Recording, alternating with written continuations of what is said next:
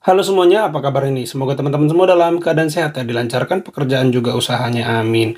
Ya, baru-baru ini beredar viral video seorang remaja putri ya, dengan berani berdiri di depan baliho Kaisang dan PSI, mempertanyakan dari mana dana baliho tersebut.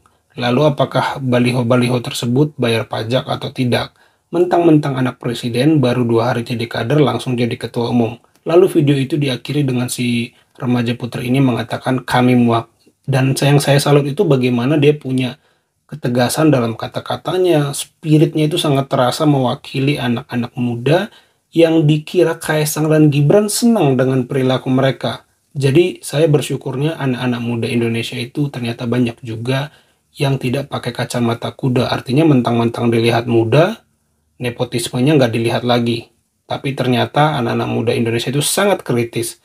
Ya terus kalau muda, tapi dengan cara-cara seperti itu, emang kami suka. Seolah-olah gitu pertanyaannya. Seolah-olah begitu kritik yang dimunculkan oleh anak-anak muda ini. Jadi ternyata teman-teman, walaupun muda, kalau dilakukan dengan cara-cara yang tidak baik, anak-anak muda ini pun tidak mau dirinya diwakili dengan orang-orang macam Kaisang dan Gibran ini. Itu kenapa banyak gelombang protes di media sosial dengan kreatif melalui lagu, melalui drama, melalui sketsa menyindir diupayakan atau diekspresikan oleh anak-anak muda ini gitu ya.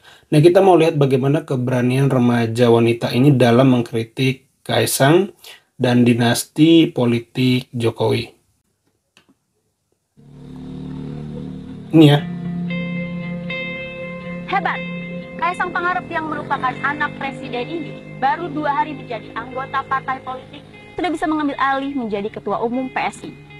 Keren kan? Bukan cuma itu ternyata hebatnya.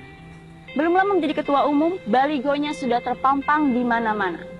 Kalau kami hitung-hitung, dari ujung selatan sampai ujung utara Kabupaten Subang, lebih dari 30 kecamatan yang ada, setiap kecamatannya tidak kurang dari 50 baligo. Gila men. Fakta yang menarik lagi, biaya produksi dan pemasangannya lebih dari 1 miliar. Dari mana uangnya? Dari mana? Lalu siapa yang pasangnya? Kok tahu-tahu ada? Ini semua baliho tanpa izin. Tidak bayar pajak pula. Mentang-mentang anak presiden, baru 2 hari menjadi ketua umum PSI, sudah pakai cara-cara seperti ini. Kami muak. Wih, keren banget. Wih, keren. Remaja putri ini bagi saya keren banget. Dari nada suaranya itu terasa kemarahan. Ada aura tegas yang menyatakan bahwa dia benar-benar muak. Dan ini benar-benar mewakili anak-anak muda yang sebenarnya keberatan diwakili dengan Kaisang dan Gibran. Ya kali, anak-anak muda yang nggak suka dengan jalur orang dalam gitu ya. Jalur bantuan paman gitu ya. Mentang-mentang anak presiden, tiba-tiba bisa jadi cawapres. Mentang-mentang anak presiden tiba-tiba bisa jadi ketua umum, nggak senang anak-anak muda itu. Jadi saya sangat merasakan amarah yang baik, amarah yang positif dari si mbak ini ya, saya nggak tahu namanya, tapi benar-benar mewakili kemarahan anak-anak muda yang keberatan dirinya dicatut diwakili oleh Gibran ataupun Kaisang. Jadi keren anak-anak muda Indonesia, ternyata banyak juga yang kritis terhadap perangai anak presiden yang menurut saya sudah merusak demokrasi belakangan ini. Ada yang baru jadi kader langsung jadi ketua umum, ada yang pakai putusan paman langsung jadi wakil presiden, cawapres, benar-benar edan gitu ya. Di sini, seorang gadis muda yang cerdas bersuara, mempertanyakan fakta-fakta yang jelas nampak di hadapan kita. Sangat disayangkan, dia malah diintimidasi, didesak, dan diancam seakan dia orang yang salah. Indonesia negara demokrasi, bukan monarki. Kok bisa partai yang mengklaim partainya anak muda begini kolot? Melihat begini, saya semakin khawatir jika MK kekeh mempertahankan putusannya, anak muda terus diajak ke arah politik kolot yang salah kaprah.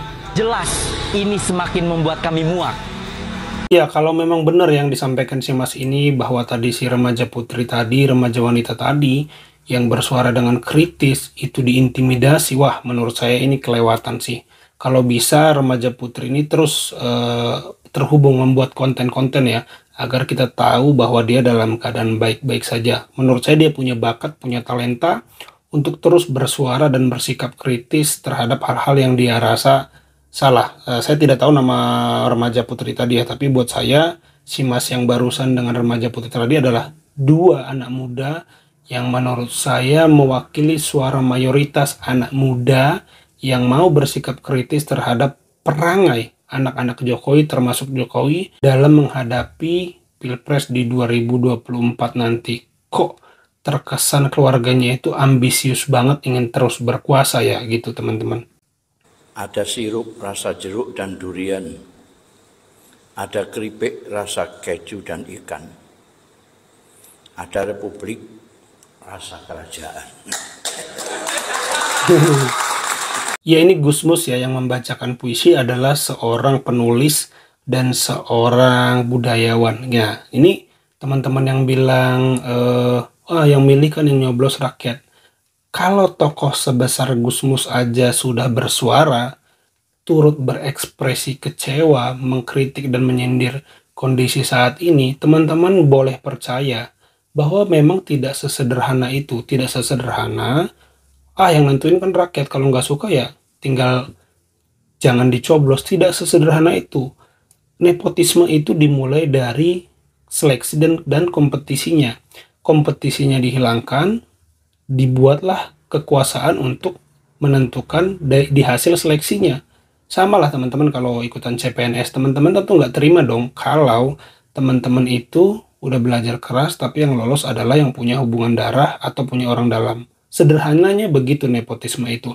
Artinya yang goal yang masuk itu bukan lagi orang-orang terbaik, tapi orang-orang yang punya relasi kuasa, yang punya orang dalam. Nah, teman-teman, sesederhana itu sebenarnya kalau kita mau menerima secara objektif bahayanya nepotisme yang terjadi saat ini, gitu ya, teman-teman. Eli Gibran, Mahfud MD atau Cak Imin? Gibran. Kenapa milih Gibran? Pandai. Pandai dalam hal apa? Memilih jalur SMK atau jalur MK. Ada lagi nggak selain itu? Tukang sulap. Sulap? Maksudnya? Menyulap banteng menjadi batu loncatan. Waduh. Coba kasih kata-kata buat Pak Gibran. Tenang saja Pak, Bapak saya sudah ada di sini. Ya, saya senang ya dengan sikap kritis anak-anak muda seperti ini. Mereka menuangkannya dengan hal-hal yang kreatif gitu ya. Walaupun MK sudah memutus bahwa Anwarul Utsman dipecat sebagai Ketua Mahkamah Konstitusi dan tidak ada yang berubah dari putusannya.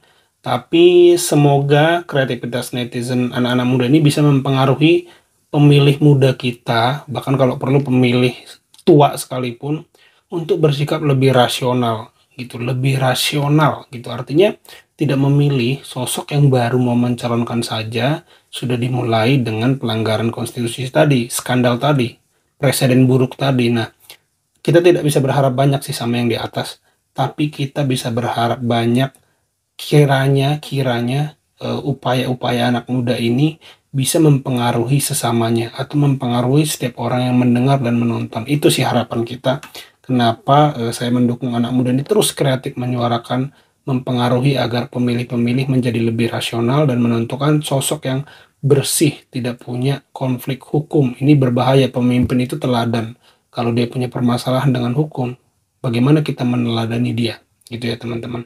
Dan apa jaminannya bahwa dia tidak akan melakukan hal yang sama, misalnya melanggar hukum di masa depan gitu ya. Ya itu aja teman-teman video kali ini. Terima kasih yang sudah menyimak sampai selesai. Semoga videonya bisa dinikmati. Sampai jumpa di video saya selanjutnya.